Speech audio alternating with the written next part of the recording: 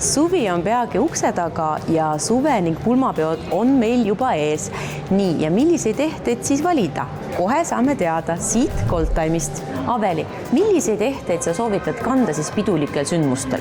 Ehteid muidugi võib igal sündmusel kanda, nagu sa väga hästi tead, aga tõesti ma arvan, et iga hetk inimese elus väärib enda tõstmist ja enesekindluse ja sära välja toomist ja loomulikult see on kõige olulisem, kuidas me ennast ise tunneme. Ja kindlasti sel kevadel näiteks Power ülikonnad on ju väga trendikad, nagu sa tead, ja sinna juurde sobivad väga hästi sellised statement suuremad kõrvarõngad, meie Flame'i valikust näiteks, kus siis ongi see metalli sära ja struktuurne metall toob välja nagu sellise ägeda enesekindla hoiaku ja kindlasti mõjub väga nagu terviklikult. Ja kindlasti kevad on ju värvide plahvatuse aeg ja tegelikult on ka ehtemaailmas selline floora, fauna ja värvide sillerdav sära see, mis paneb samamoodi, annab väga head aktsenti riietusele, toob välja võib-olla sinu silmade sära või just selle tooni, mis paneb sind tundma niimoodi väga mõnusalt, et jällegi Swarovski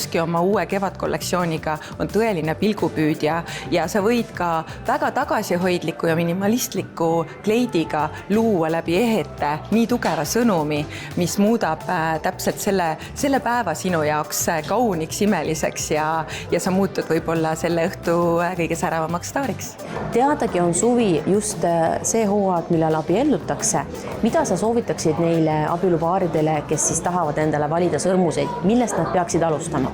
Suvi on üks populaarsemaid perioode, kus kihlutakse ja abiellutakse ja nende sõrmuste valik on tegelikult elu üks olulisemaid. Minu jaoks on hästi oluline see, et me suudaksime kliendiga leida nendele perfektsed sõrmused ja mille kvaliteet on kindlasti see, mis kestab kogu elu, sellepärast et abiellume ju üks kord elus ja abielusõrmus on üks suuremaid sümboleid ja armastuse tähiseid. Ja mul on hea meel näidata, et tegelikult Goldtime'i lehel saad sa ka ise valida ja disainida endale oma unikaalse sõrmuse, sellepärast et pulmapäeval kantavad ehted kannavad endas seda erilist armastuse emotsiooni. Sa saad hiljem neid kanda oma abieluaastapäevadel, erilistel sündmustel, pärandada neid kas või edasi oma lastele, lastelastele.